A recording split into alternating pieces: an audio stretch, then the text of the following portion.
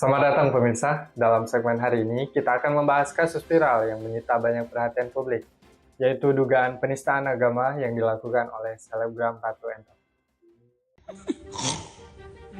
Kau cukur, kau cukur rambut kau.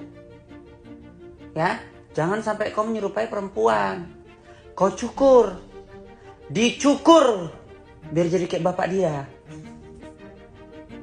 Dicukur, kok laki-laki rambutnya harus botak, dicukur, cepat.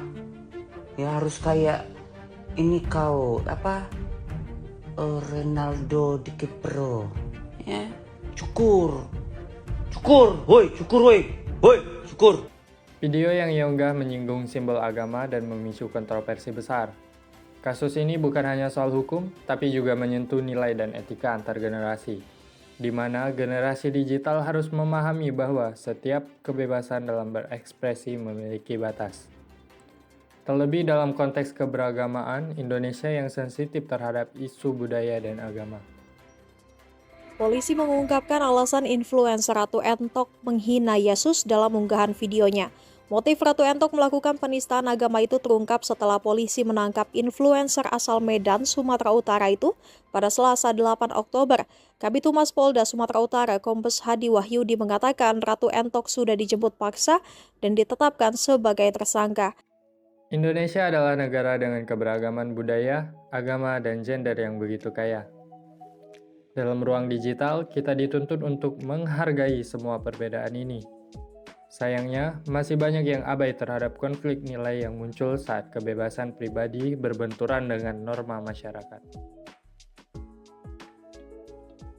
Media sosial seharusnya menjadi wadah edukasi dan toleransi, bukan tempat menyebarkan konten provokatif atau merendahkan pihak lain.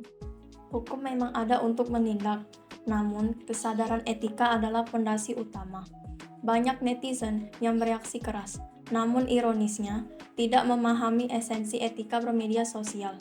Mereka menyerang tanpa berpikir, berkomentar tanpa ilmu. Kita harus bicara dengan cerdas dan tahu apa yang kita bicarakan. Berkomentar tanpa pemahaman itu adalah kebodohan. Jangan hanya pintar memegang teknologi, tapi juga harus berwawasan luas dan bertanggung jawab.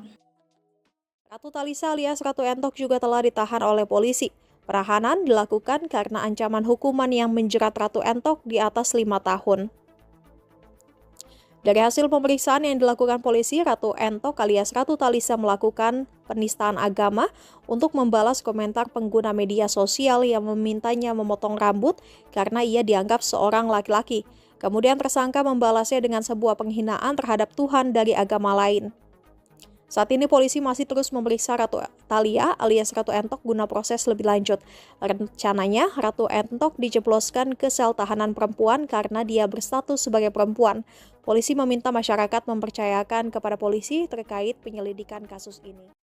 Selanjutnya, Sobat Cerdas, kita juga akan membahas kasus yang lagi viral juga saat ini, yaitu Deddy Mulyadi siap kirim anak-anak nakal ke barak militer.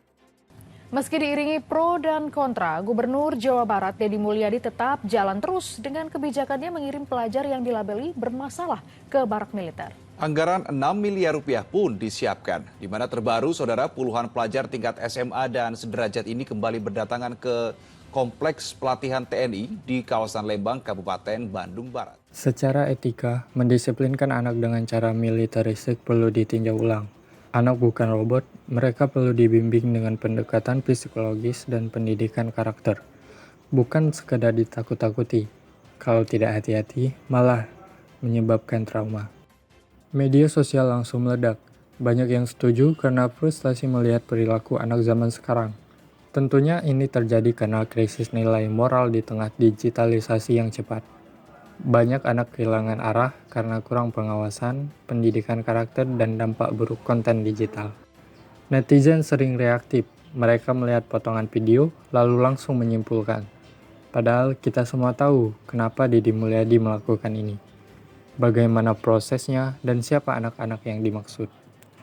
Deddy Mulyadi ingin anak-anak yang bermasalah dibina melalui militer, bertujuan untuk dibina bukan dihukum. Tapi tetap harus diawasi agar tidak melanggar hak anak. Bukan Deddy Mulyadi tidak ditangkap gara-gara program ini, Namun, program ini memang mengundang kontroversi karena dianggap bisa melanggar hak asasi anak. Ini soal persepsi publik yang salah kaprah. Dampaknya, nama beliau disorot tajam.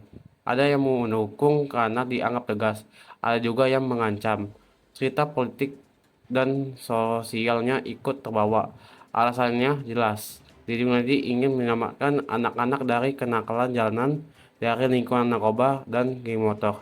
Tapi, apakah cara militer itu satu-satunya jalan? Penanganan anak bermasalah harus disesuaikan, bukan disamaratakan. Kita tidak menolak kedisiplinan, tapi kita harus hati-hati. Jangan sampai niat baik jadi melanggar hak. Solusi cerdas itu gabungan antara pendidikan, bimbingan moral, dan empati sosial.